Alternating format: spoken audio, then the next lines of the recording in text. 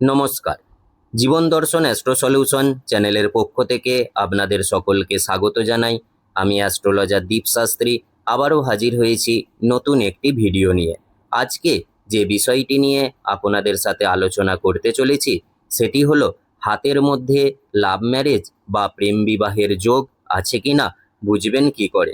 প্রথম যেটি দেখতে হবে, বৃহস্পতি ক্ষেত্রে যদি দেখেন এই রকম কোনো স্কোয়ার সাইন রয়েছে অথবা বৃহস্পতি ক্ষেত্রে যদি ক্রস সাইন থেকে থাকে।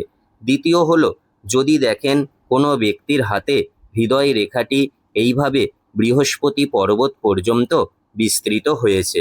তৃতীয় হলো, যদি হাতে রবি রেখাটি এইভাবে এসে হৃদয় রেখাকে স্পর্শ করে এবং নিচের দিকে যদি এই রকম একটি ত্রিভুজ সাইন তৈরি করে থাকে। চতুর্থত হলো, যদি বিবাহ রেখাটি এইভাবে এসে সামান্য একটি হৃদয় রেখার দিকে ঝুঁকে গিয়ে থাকে। এই যে চিহ্নগুলোর কথা বললাম, এই রকম চিহ্ন যদি কোনো ব্যক্তির হাতে থেকে থাকে তাহলে অবশ্যই সেই ব্যক্তির লাভ ম্যারেজ বা প্রেম বিবাহ হওয়ার যোগ অবশ্যই কিন্তু তার হাতের মধ্যে রয়েছে। ধন্যবাদ।